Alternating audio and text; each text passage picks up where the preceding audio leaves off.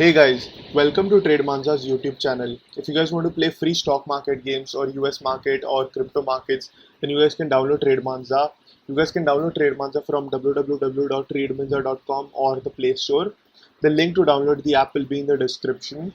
And you guys can follow our YouTube channel too, in which we have covered a lot of different topics. We have covered crypto markets from basic to advanced. We have covered a lot of different type of indicators. We have covered a lot of different things in stock market.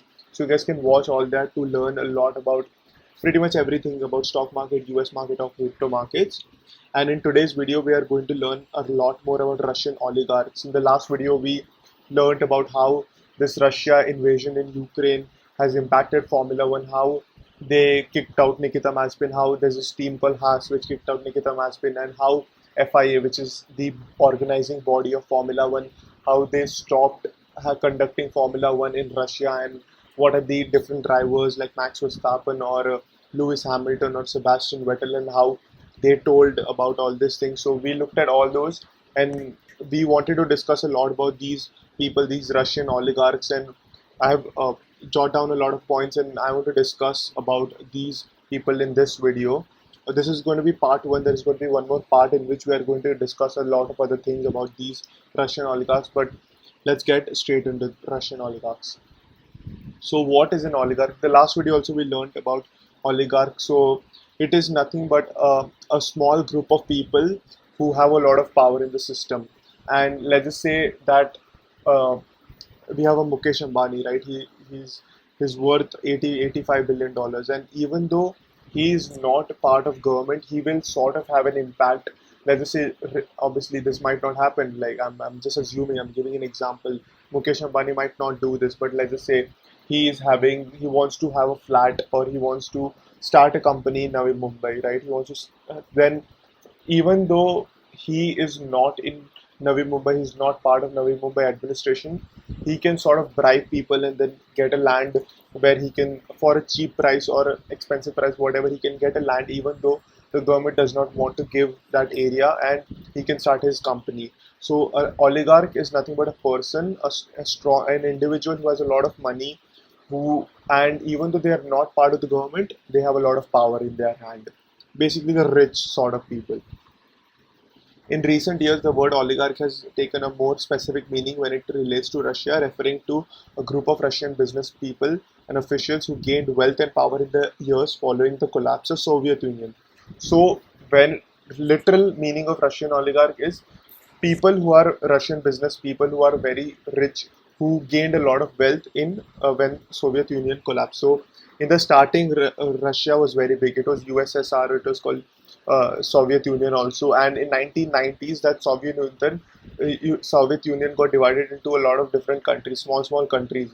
So when this big country Russia, right, Russia was the largest one, and a lot of people in Russia, a lot of, like, let's just say USSR had a lot of military official, a lot of political official. Those people started gaining a lot of wealth because of other reasons, in which we'll discuss later in the next slide how they gained power. But they gained a lot of power during that collapse of Soviet Union, and they gained a lot of wealth also, and those were called Russian oligarchs. And they still exist today, because obviously this happened just 30 years ago. They have gotten old, but their ancestors and their kids will continue with this, and this is what a literal meaning of Russian oligarch is. Okay, so how did this oligarchs came in power, right? So there are two groups, like two ways in which oligarchs came into power. The first one was, as I told, privatization took place in 1990s. Soviet Union had a lot of state-owned companies, and they went private. And a lot of these individuals, through corruption or a lot of other means, got hand of these companies, and they became very rich. So it was called all cash sales of largest state-owned enterprises. There were a lot of companies state-owned.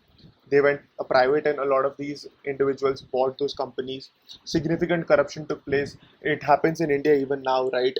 That people who are rich or who have connections with political party, they will sort of take control of these companies who are getting sold at a cheaper price. So because of this corruption, these individuals got hold of these companies at a much cheaper price, and loans for shares scheme in 12 largest. There were 12 largest natural resource companies which also went public, and sort of these individuals took control of them.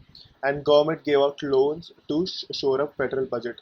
So government were giving out loans obviously to raise money, sort of, because Russia wanted to raise money. They were going through a lot of crisis. USSR had split up, and because of this, all this privatization was taking place.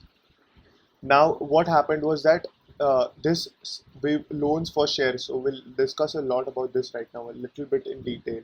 So what happened was that, let's just say there is a company. Those companies gave out loans. These Russian people who had a lot of power, like all these oligarchs, they gave out loans, and these oligarchs took shares of these companies in return.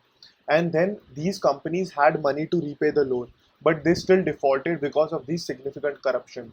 And because of this, indirectly, these companies came in hand of oligarchs. So I'll give an example. Let's just say there's a company A.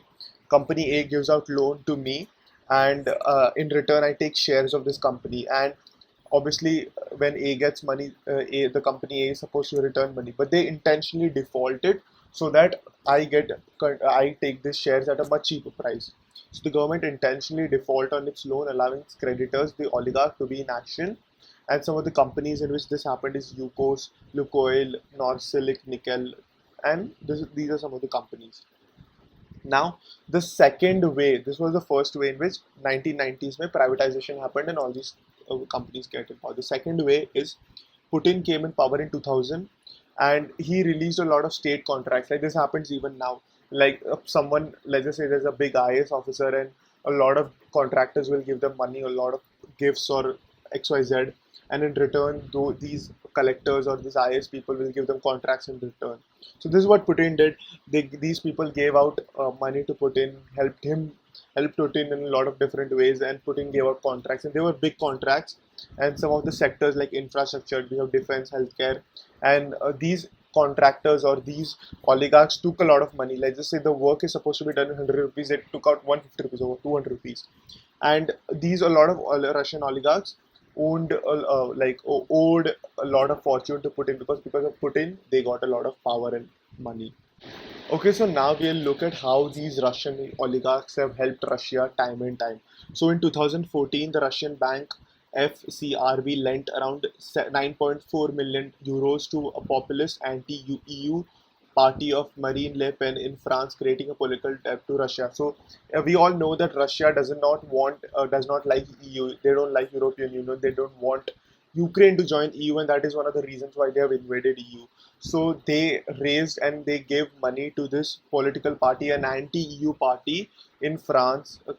So all these things is obviously Putin can't do it himself. So all these Russian oligarchs do it for him.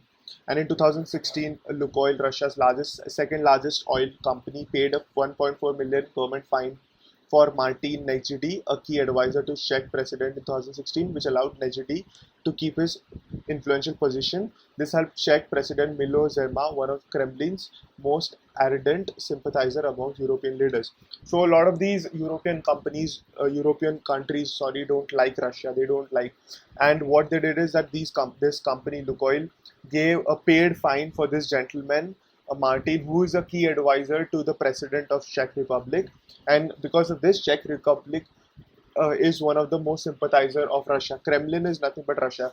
Like how Delhi, instead of India, they'll say something, "Nahi Delhi se ye news aayi hai," something like that. So Kremlin is nothing like how New Delhi is to India, Kremlin is to Russia. So whenever you hear the word Kremlin, that is indirectly pointing out to the Russian government or Russia, the capital sort of. So these are some of the ways oligarchs have helped Russians.